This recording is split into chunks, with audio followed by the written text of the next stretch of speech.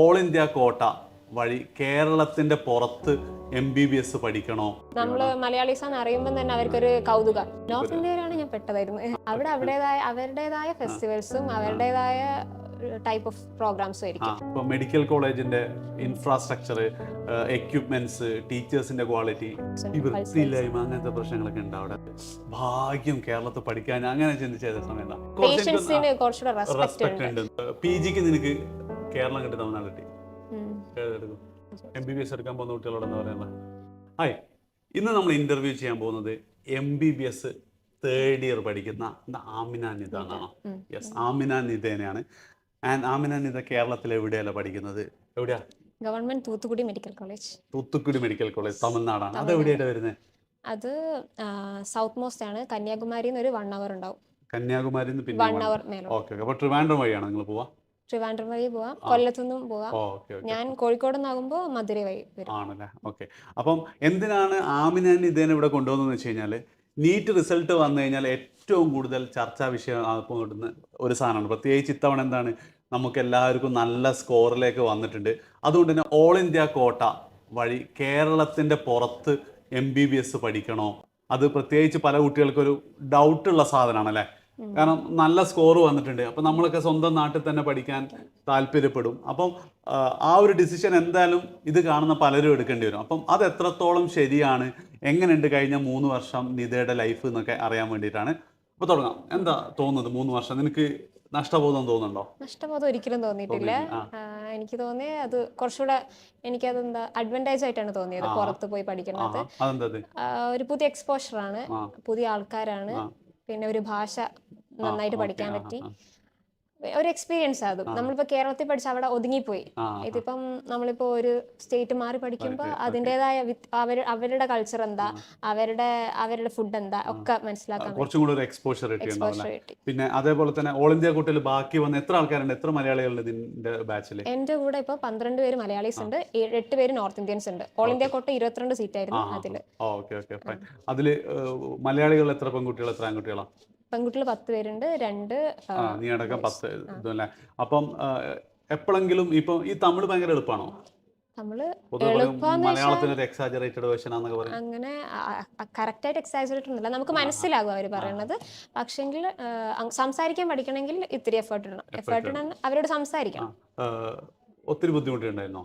ഇല്ല, എന്റെ റൂംമേറ്റ്സ് ഒക്കെ തമിഴ്സ് ആയിരുന്നു തുടക്കത്തിൽ. അപ്പോൾ ഒരു 2-3 മാസം കൊണ്ട് തന്നെ നമ്മൾ തമിഴ് മനസ്സിലാക്കി തുടങ്ങും. പിന്നെ അവരോട് നമ്മളും തമിഴ് സംസാരിച്ചു തുടങ്ങും. അങ്ങനെ സംസാരിച്ച് ഇപ്പൊ ഞാൻ 3rd ഇയർ ആയി. ഇപ്പം കറക്റ്റ് നമുക്കൊരു വേർതിരിവില്ല അവിടെ തമിഴാണോ മലയാളിയാണോ എന്ന് തോന്നില്ല. വീട്ടിൽ നിന്നൊക്കെ തമിഴ് സംസാരിച്ചോ? നമുക്കിടയിൽ കയറി വരും, തമിഴ് കയറി വരും. പേഷ്യന്റ് ആയിട്ട് ഇന്ററാക്ട് ചെയ്യണ്ട എന്തായാലും പ്രശ്നം ഉണ്ടാവാറല്ലോ.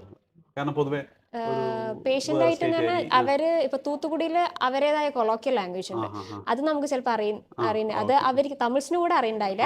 പക്ഷെ ആ സമയത്തൊക്കെ നമ്മളിങ്ങനെ അതെന്താണ് എന്നുള്ളൊരു ക്വസ്റ്റ്യൻ മാർക്ക് വരും. അപ്പം ദേഷ്യപ്പെടുന്നില്ല, അവര് ഭയങ്കര നല്ലവരാ.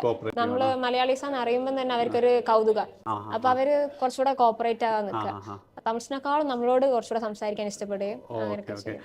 ഇപ്പം നിനക്ക് തമിഴായതുകൊണ്ട് കുറച്ചൊരു അഡ്വാൻറ്റേജ് ഉണ്ടോ? അല്ലെ ഇപ്പൊ വല്ല നോർത്ത് ഇന്ത്യയിലായിരുന്നെങ്കിൽ അങ്ങനെ നോർത്ത് ഇന്ത്യയിലാണ് ഞാൻ പെട്ടതായിരുന്നു. ഹിന്ദി എനിക്ക് കുറെ പഠിക്കാൻ ശ്രമിച്ചു, പക്ഷെ പറ്റാത്തതാണ്.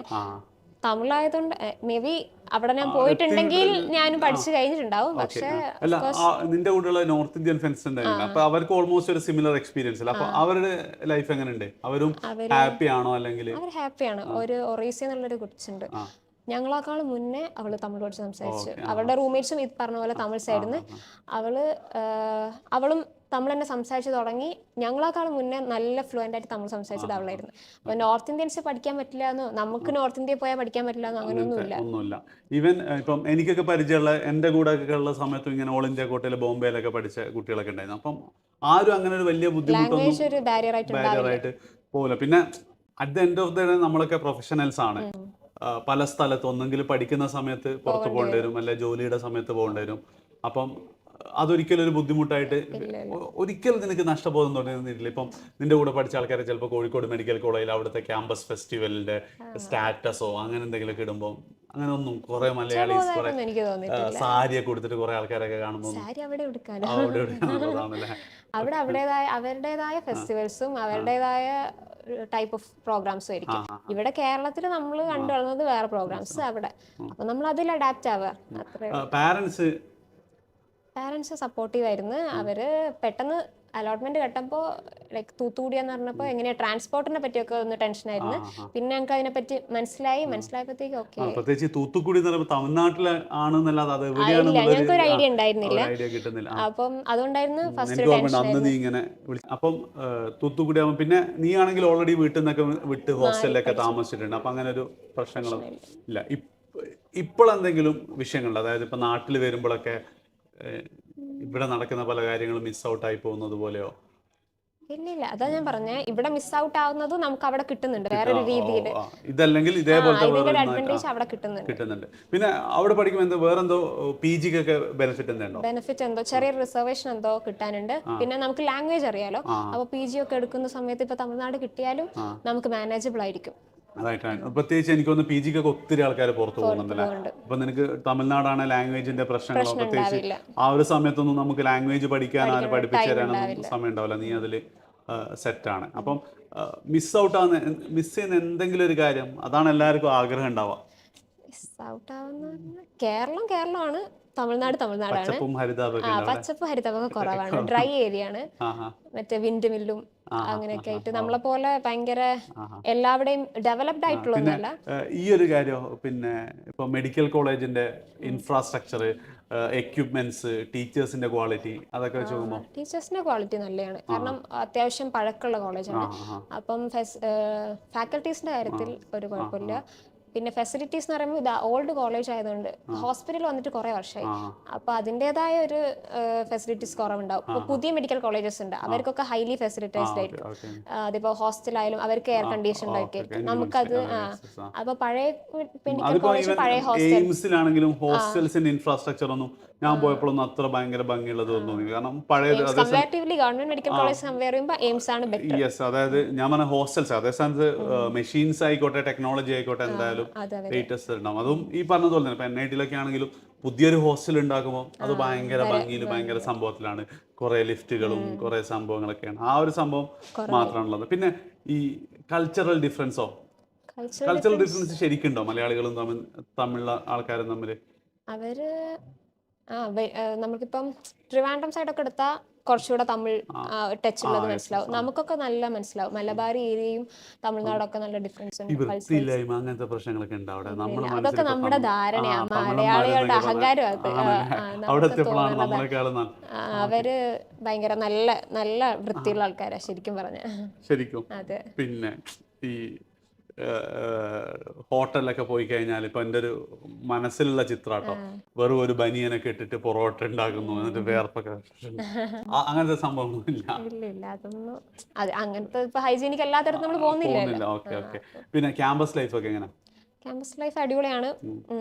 പിന്നെന്താ, മെഡിക്കൽ കോളേജ് അല്ലേ, അപ്പൊ അതിൻ്റെതായ പഠിക്കാനുള്ളതും അതിന്റെ സ്ട്രെസ്സും കാര്യങ്ങളൊക്കെ ഉണ്ട്. പിന്നെ ഞങ്ങൾക്ക് കൾച്ചറൽസ് ഉണ്ടാവും, സ്പോർട്സ് ഉണ്ടാവും. ഇതൊക്കെ ഒരു 1 month പ്രോഗ്രാം. ഫുഡ് ഓക്കെയാണ്. പക്ഷെ എന്താ, ഹോസ്റ്റൽ ഫുഡ് നമുക്ക് എത്രയായാലും ഒരു സമയം എത്തുമ്പോൾ മടുക്കും. അതിപ്പോ ഞാൻ ഭയങ്കര എക്സൈറ്റഡ് ആയിരുന്നു പുറത്തുള്ള ഫുഡ് ട്രൈ ചെയ്താലും. അത് നമ്മുടെ ഇതേ സാമ്പാറൊക്കെ നമുക്ക് റയറാ.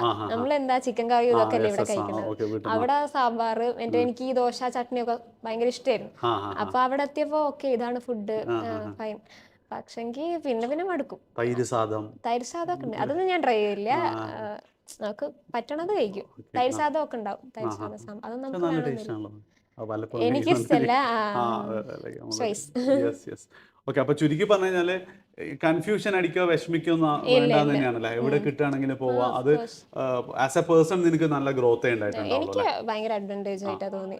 ആകെ ചിലപ്പോൾ മിസ് ഔട്ട് ആയി പോയിട്ടുണ്ടാവും ഈ ഒരു ഫുള്ളി മലയാളി ആവുമ്പോൾ ഉണ്ടാവുന്ന ചിലപ്പോൾ ഒരു ക്യാമ്പസ് വൈബ് ഒക്കെ ചിലപ്പോൾ ഒരു 10% ക്യാമ്പസ് വൈബ് നഷ്ടപ്പെടാം. പക്ഷെ എനിക്ക് തോന്നുന്നു മെഡിക്കൽ കോളേജസ് പൊതുവെ ബിസി ആയിട്ടുള്ള ആൾക്കാരെല്ലാരും. അപ്പൊ ഈ ക്യാമ്പസ് വൈബിനൊന്നും അത്ര ഒരു അല്ലെങ്കിൽ അതും വർഷത്തില് ചിലപ്പോൾ 2-3, കാരണം എന്തൊക്കെ പറഞ്ഞാലും നമ്മൾ ഔട്ട് ചെയ്യാൻ പോകുന്നതൊക്കെ ചിലപ്പോൾ ഒരു 5-6 ആൾക്കാരുള്ള ഒരു ഗ്രൂപ്പ് ആയിരിക്കും, ഒരു ഗ്യാങ്ങിനായിരിക്കും. അതെന്തായാലും അവിടെയും കിട്ടും.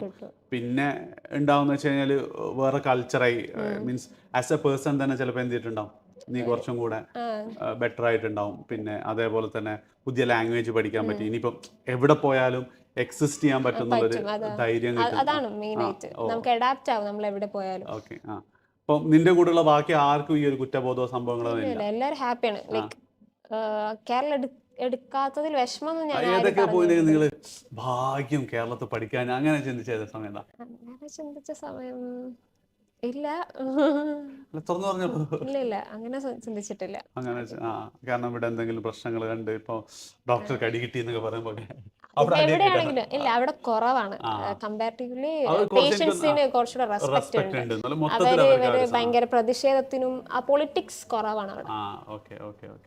അത് ശരിയാന്ന് തോന്നുന്നു. അവർക്ക് ഭയങ്കര റെസ്പെക്ട് ആണ്. ഇനിയിപ്പോ മാറുമെന്ന് അറിയില്ല. ഫോർ ദ ടൈമിങ് അവരൊക്കെ ഭയങ്കര. ഇനി PGക്ക് നിനക്ക് കേരളം കിട്ടി തമിഴ്നാട് കിട്ടി, ഏതെടുക്കും? കേരള ചൂസ് ചെയ്യായിരിക്കും. നാട് പിന്നെ മലയാളത്തിലും പറഞ്ഞും ഇതൊക്കെ ആക്കി പഠിക്കണം, സംസാരിക്കാലോ എന്നുള്ളത്. പിന്നെ ഓക്കെ, ഫ്യൂച്ചർ പ്ലാൻ എന്താ? ഫ്യൂച്ചർ ഞങ്ങൾക്കിപ്പം നെക്സ്റ്റ് വരാൻ ചാൻസ് ഉണ്ട്. നെക്സ്റ്റ് എക്സാം നീറ്റ് PG ആയിരിക്കില്ല. ചാൻസ് ഒന്നുമല്ലല്ലോ, എന്തായാലും ഉറപ്പായിരിക്കുമല്ലോ. ഉറപ്പ് പറയാൻ പറ്റില്ല, കാരണം ഈ വർഷം ഉറപ്പ് പറഞ്ഞതാ, അവർക്ക് വന്നിട്ടില്ല. ഫസ്റ്റ് CBME ബാച്ച് 19 ബാച്ച് അവർക്ക് വന്നിട്ടില്ല. അപ്പം ഞങ്ങളുടെ പറഞ്ഞിട്ടുണ്ട്. ഞങ്ങളുടെ ഇപ്പം തേർഡ് ഇയർ സബ്ജക്ട് 4 സബ്ജക്റ്റ് ഉള്ളത് 2 സബ്ജക്റ്റ് ആക്കി, 2 സബ്ജക്ട് ഫൈനൽ ഇയറിലോട്ടൊക്കെ മാറ്റി. അപ്പൊ ഞങ്ങൾക്ക് ഹൈ ചാൻസ് ഉണ്ട് വരാൻ. വരികയാണെങ്കിൽ ഓഫ് കോഴ്സ് നമ്മൾ ആ എക്സാം പാസ്സായാലും നമുക്ക് ഹൗസ് സർജൻസി ചെയ്യാൻ പറ്റുള്ളൂ. അപ്പം അതിലൊരു നല്ല സ്കോർ കിട്ടുകയാണെങ്കിൽ PG സീറ്റ് അവിടെ. അത് ഞാൻ ആ ടൈം വെച്ചിട്ട് നോക്കാന്ന് വിചാരിച്ചത്. ഇപ്പൊ ഇല്ല, ഇപ്പൊ നമ്മൾ എക്സ്പീരിയൻസ് ചെയ്യാം. ഓരോ ഡിപ്പാർട്ട്മെന്റിൽ പോയി ഇങ്ങനെ ഓരോ ഡിപ്പാർട്ട്മെന്റും പോയി അവിടെ പേഷ്യന്റിനെ കണ്ട് അവിടെ എന്താ സംഭവിക്കുന്നത്, അവിടുത്തെ ഒരു എൻവയോൺമെന്റ് എങ്ങനെയാ, അവിടുത്തെ ടീച്ചേഴ്സിന്റെ ഒക്കെ ഒരു പ്രത്യേകിച്ച് എന്തെങ്കിലും ഇഷ്ടമൊന്നും തോന്നിയിട്ടില്ല ഇതിനോട്? ഗൈനക്കോളജി നല്ല രസമുണ്ടാവും കുട്ടികളെ, പീഡിയാട്രിക് ഇഷ്ടമല്ല. ഞാനിങ്ങനെ എക്സ്ക്ലൂഡ് ചെയ്യും, ഇത് വേണ്ട, ഓക്കെ അത് വേണ്ട. ഗൈനക്കോളജി ആയിരിക്കും. അവിടെ അങ്ങനെയുള്ള ഒരു ഫീമെയിൽ ഡോമിനേറ്റഡ് ഇതാണ്. പിന്നെ ഇല്ല, ബാക്കിയൊക്കെ ഓക്കെയാണ്. ഗൈനക്കോളജി ഞാൻ ഇപ്പൊ ഫോർ ദ ടൈമിംഗ് പറയാണ്. ഇനിയിപ്പോ ഞാൻ OG-യിലോട്ട് പോവുകയുള്ളൂ, ഇനിയിപ്പോ മാറ്റായിരിക്കാം. ഷോർട്ട് ലിസ്റ്റ് ചെയ്ത 2-3 ഉണ്ടോ ഏതെങ്കിലും? വേണ്ടെന്ന് വെച്ചാണോ? ഇല്ല, ഫോർ ദ ടൈമിംഗ് ഇല്ല. ഞാൻ ഇതാ എക്സ്പ്ലോർ ചെയ്തോണ്ടിരിക്കുകയാണ്. അത് ഇതുകൊണ്ടാണ്, അതായത് നെക്സ്റ്റ് ഒക്കെ കഴിഞ്ഞ് കിട്ടുന്ന റാങ്കിനനുസരിച്ച് പോവാ. ഇപ്പൊ തന്നെ ഒരു ഇഷ്ടം വെച്ച് കഴിഞ്ഞാൽ നമുക്കൊരു നിരാശയായിരിക്കും, അങ്ങനത്തെ ഒരു ഫാക്ടർ ഉണ്ടാവും. അത് മാത്രമല്ല, നമുക്ക് എന്താ നെക്സ്റ്റ് വെച്ചിട്ട് നമുക്ക് ഇത് ക്ലിനിക് സൈഡ് മാത്രമല്ല, വേറെ ഉണ്ടല്ലോ, നോൺ ക്ലിനിക് സൈഡ് നോക്കാലോ. MBBS എടുക്കാൻ പോകുന്ന കുട്ടികളോട് എന്താ പറയുന്നത്? ഹാപ്പി ആയിരിക്കും. എല്ലാവർക്കും കിട്ടുന്ന ഒരു ബ്ലെസ്സിങ് ഒന്നും അല്ല MBBS കിട്ടുന്നത്. ഭയങ്കര ഭാഗ്യം വേണം. അപ്പം അതൊക്കെ കിട്ടി, ആ ഭാഗ്യം കൊണ്ട് ഇപ്പം സീറ്റ് കിട്ടാൻ പോയിരിക്കുകയാണ്. അതുകൊണ്ട് അത് മാക്സിമം ആ സീറ്റിനെ യൂസ്ഫുൾ ആക്കി മാറ്റാൻ നോക്കുക. MBBS എടുത്തതിലോ? ഇല്ല, ഒരിക്കലും ചെയ്തിട്ടില്ല. ചിലപ്പോൾ നമുക്ക് തോന്നും സ്റ്റഡീസിന്റെ ഒരു ഇപ്പൊ എക്സാം ടൈം ഒക്കെ ആകുമ്പോൾ നമുക്ക് ഇങ്ങനെ ഇത്രയും ഉണ്ടല്ലോ എന്നൊക്കെ തോന്നിയിട്ട്, പക്ഷെ എല്ലാവരുടെയും ഉണ്ട് പഠിക്കാനും, എല്ലാവരുടെയും ഉണ്ട് ഇഷ്ടം. പക്ഷെ എനിക്ക് തോന്നുന്നത് ഇപ്പം എഞ്ചിനീയറിംഗ് കോളേജ് ഒക്കെ ആകുമ്പോൾ ഒരു ഗുണം എന്താ വെച്ചാൽ ചിലപ്പം ലാസ്റ്റ് ഒക്കെ പഠിച്ചങ്ങ് പാസ്സായൊക്കെ മാറി തട്ടി. നിങ്ങൾക്ക് അങ്ങനെ പോരാന്ന് തോന്നുന്നില്ല, കുറച്ചും കൂടെ സീരിയസ് ആണെന്ന് തോന്നുന്നു. നമുക്ക് സിലബസ് നല്ല വാസ്റ്റ് ആണ്. അപ്പം ലാസ്റ്റ് മൊമെന്റിൽ പഠിച്ചതിനെ കൊണ്ട് പാസ്സാവാതിരിക്കാനൊന്നുമില്ല, പക്ഷെ ലൈക്ക് ഇത്തിരി കൂടെ എഫേർട്ട് ഇടേണ്ടി വരും. ഞങ്ങൾ പൊതുവെ പറയുകയാണെങ്കിൽ ഇതൊക്കെ ഒരു എക്സ്പീരിയൻസ്. രാവിലെ പോസ്റ്റിങ്ങിന് പോകുന്നു, അത് പഠിപ്പ് എന്ന് പറയുന്നത് ഈ ബുക്ക് ഇതൊക്കെ തുറന്ന് പഠിക്കുന്നത് എക്സാം ടൈം ആയിരിക്കും. എക്സാമിന്റെ ഒരു 1 മന്ത് മുന്നേ ഞങ്ങൾക്ക് ലീവ് തരും. ആ 1 മന്തിലേക്ക് നമ്മൾ ബുക്കുമായിട്ട് നല്ലോണം ഫെമിലറൈസ് ചെയ്യുന്നത്. അതുവരെ നമ്മൾ ഈ പേഷ്യൻസിനെ കാണുന്നു, അവരുടെ നേരിട്ട് കാണുകയല്ലേ അവരുടെ സൈൻസും സിംറ്റംസും ഒക്കെ, അങ്ങനെ പഠിക്കുന്നതാണ്. അപ്പൊ ആ ഒരു കാര്യത്തിലൊന്നും ഒരു നഷ്ടമില്ല, അവിടെ പോയോണ്ട് മിസ് ഔട്ട് ആയിപ്പോന്നില്ല അല്ലേ? ചുരുക്കി പറഞ്ഞാൽ നീ പറയുന്നത് ഓൾ ഇന്ത്യ കിട്ടാണ് ഒന്നും നോക്കണ്ട, എടുത്തോ തന്നെയാണ് അല്ലേ? ഓൾ ഇന്ത്യ കിട്ടിയ വേറൊരു എക്സ്പീരിയൻസ് ആയിരിക്കും. എല്ലാവർക്കും ഇഷ്ടപ്പെടണമെന്നില്ല, എനിക്ക് ഇഷ്ടമാണ് എക്സ്പോഷർ ഒക്കെ. ഈ മൈൻഡ് സെറ്റ് ഉണ്ടാവുന്നതാണ് എപ്പോഴും ബെറ്റർ എന്നല്ലേ തോന്നുന്നത്. അല്ലെങ്കിൽ വല്ല എന്താ പറയാ ടോപ്പ് തീരെ മോശം കോളേജ് ഒക്കെ ആണെങ്കിൽ യു ക്യാൻ ഹാവ്. ഇപ്പൊ തൂത്തുക്കുടി എനിക്ക് തോന്നുന്നു അത്യാവശ്യം നല്ല കോളേജാണ്. കേരളത്തിലെ ബാക്കി ചില കോളേജൊക്കെ കമ്പയർ ചെയ്യുമ്പോൾ മച്ച് ബെറ്റർ ആയിരിക്കും.